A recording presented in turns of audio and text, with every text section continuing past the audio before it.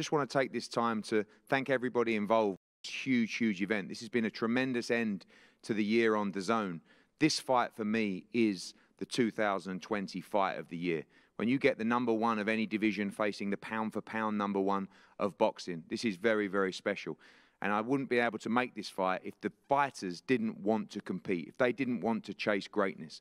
And on Saturday night in front of 12,000 people, and I can't tell you how good it will feel to even have that many people back in the arena at the Alamo Dome, you will witness the fight of the year for the WBC, WBA Ring Magazine 168-pound World Championship. And right now I want to bring up two great fighters. Firstly, if we could bring up Callum Smith, WBA Ring Magazine 168-pound #1 fighter in a division, of course, the pound-for-pound #1, multi-weight world champion as well.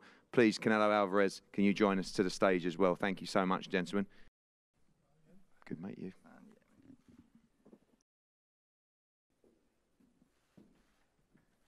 Welcome.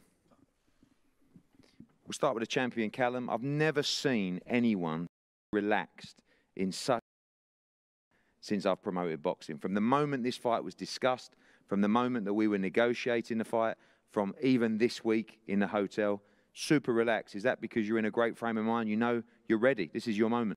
It's just, I'm a relaxed person anyway. I'm quite laid back, but I'm in the position I've always wanted to be ever since I was a little boy, and especially since turning professional. The goal was to always reach the very top, be involved in the biggest fights possible on the biggest stage for the biggest prizes. And I'm here now. I've got to just enjoy it. There's no bigger fight possible for me. I finally got the fight I wanted, and I'm in a very good place mentally and physically. I feel really good, and I'm ready to perform. And I'm just excited. I can't get worked up or nervous or anything unless I'm in a position I've always wanted to be in.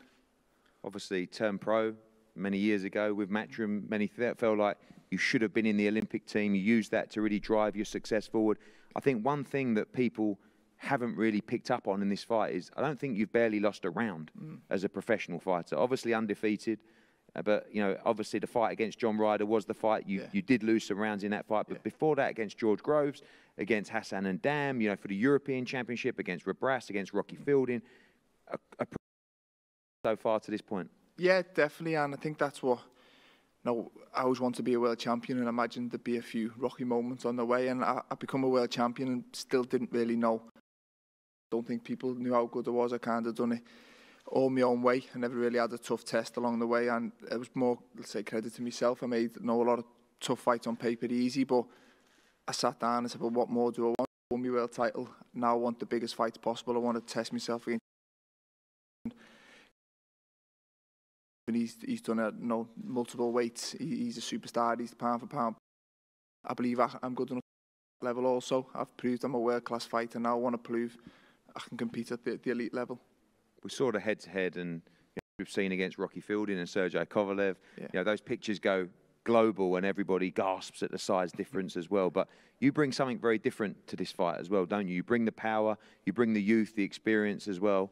But difference obviously got to make this size difference play in this fight, but you know, you look at it as an advantage, so you have to make it count. Yeah, I'm not just a big lump with limited ability. I believe I've got skills to go with it. I don't think I believe in being in a position that I'm in now if I didn't have no skills and ability, and tactically I believe we've got it and I've just got to perform and do exactly what I know I can. And I've watched Canelo over the years, and as a fan I enjoy watching him, but I've always watched him believing if I can beat him. I've always felt stylistically I've got the style to do it, and I've got a chance to prove it. Said to Joe as well, obviously this is people talking about a great upset, if you like. To you, is it an upset? I mean, we know that you're #1 in the division, you deserve to be here, you deserve this opportunity, but you see this much more as a 50-50 fight than some of the bookmakers? Yeah, for me, obviously, listen, I like my chances in this fight. I wouldn't call for a fight that I believe I lose. I've been asking for this fight because I believe I win it. I understand I'm the underdog. You know, you look at your social media, a lot of people don't really give me a chance in this fight, but I've been here before. I was the underdog in my world title fight, and if anything, it gives me a little bit more motivation, a little bit of a point to prove my worth, and I believe I deserve to be in this fight. I'm #1 in the world. I worked very hard to be in a position I'm at. Now I'm enjoying being world champion and being involved in these big fights, which, like I said before, I've dreamed of being in since I was a little boy. Obviously, you have that experience of boxing around the world. You made your debut in America a few years ago. You boxed in Saudi Arabia against George Groves. You boxed at Madison Square Garden against Hassan and Dam. You boxed in all the arenas in the UK as well. Do you think that calmness will put you in good stead? Remember when we were scrambling around trying to make this fight, when Canelo said he was going to announce it on his Instagram, I think you went to bed virtually and just turned your phone off and said to Sean, team, yeah, whatever, just let me know.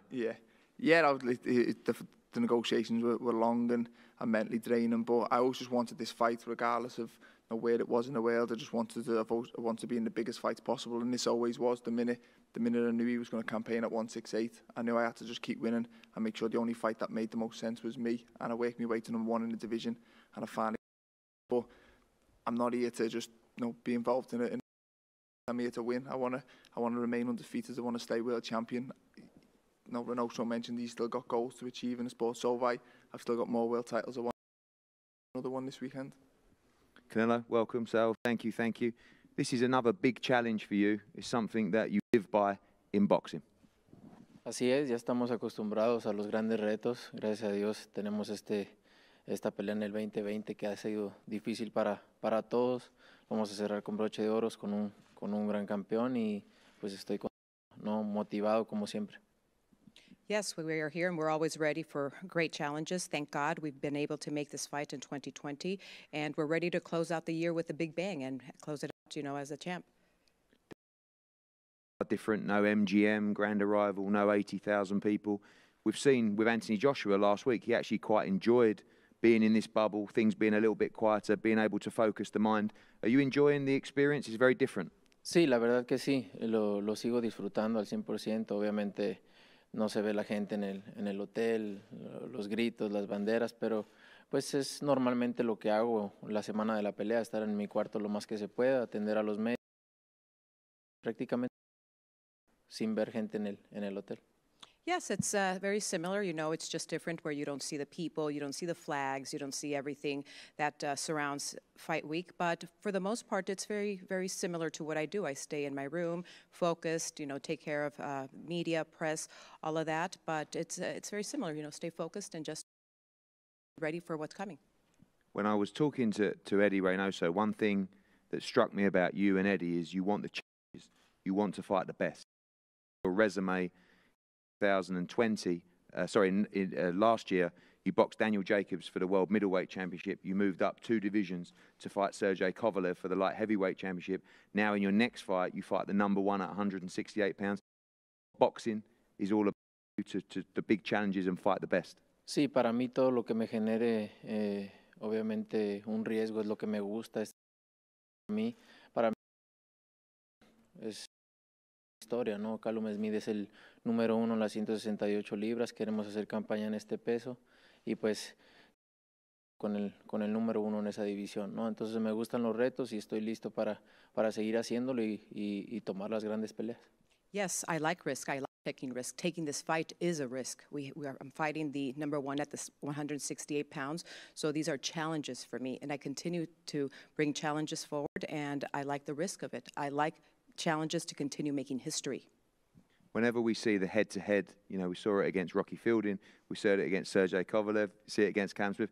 He's a big guy, right? And is that exciting, these bigger men you're coming up through the divisions? Sí, sin duda, ¿no? Ya sabíamos que es muy alto, pero aparte pues tiene muchas cualidades boxísticas también, que eso lo hace aún más completo, pero pues con mi experiencia en mi nivel... En mi nivel tengo que adaptarme a cualquier situación y tengo la experiencia y las habilidades para poder sobrellevar esto y sé lo que tengo enfrente, pero estamos listos para esto. We know that he's tall. We also know that he has great boxing quality, so that makes him dangerous. But with my experience and the level of my boxing, we're ready for this and to continue making history and taking risks like this. This is what I'm here for. Finally, both of you, Callum, Joe said that obviously the plan to end this fight inside the distance. No, it's hard to come away onto foreign ground and get that win. Is the plan to try and be explosive in this fight and try and do damage within the distance? Yeah and no, obviously. I've got to disagree. I believe it's never go when I dominate. I win rounds well. I believe I get a fair share at the judges, but every fight I always go in and stick to the tactics, and I always find if I do land, I've got the power to hit anyone in the I believe I'm a good finisher. Over the years, I've always got rid of people when I hit them, so the tactics are always the same for me. I'll never go in and looking for a knockout, but it's always there in the back of my mind. I'm always ready. I'm quite spiteful when I get someone hurt, and this is exactly the same. I've got to treat Canelo Alvarez like any other fighter. Go in there, I'm a world champion, I believe in my own ability, and I believe I can beat anyone. A big puncher, you're a big puncher as well. Fans watching around the world on DAZN this Saturday, we're going to see an explosive fight. Así es, no, siempre salgo a dar lo mejor de mí y pues hablar ahorita aquí pues no tiene caso, ¿no? Siempre cuando suena la campana es cuando se ve la realidad y la verdad es que yo siempre salgo mejor y a ganar todo voy a aprovechar y si no tengo la experiencia necesaria para poder ganar con los 12 asaltos, ¿no? Pero obviamente siempre ganar por nocaut ahí a la puerta. Yes, that's what we're here for. A good fight, a very good fight. Opportunity arises, then yes, I will take that because people, the fans, always like to see a arises. I will take it. Thank you, Sal and Callum and all the teams as well. This fight, the fight of the year, this Saturday live on DAZN. Do not miss it. It's been a tough year. I want to thank these guys for delivering, as I said, the best fight of 2020. The number 168 pound in the world against the pound-for-pound king, Canelo Alvarez. Head-to-head here, and I'll call up both trainers as well.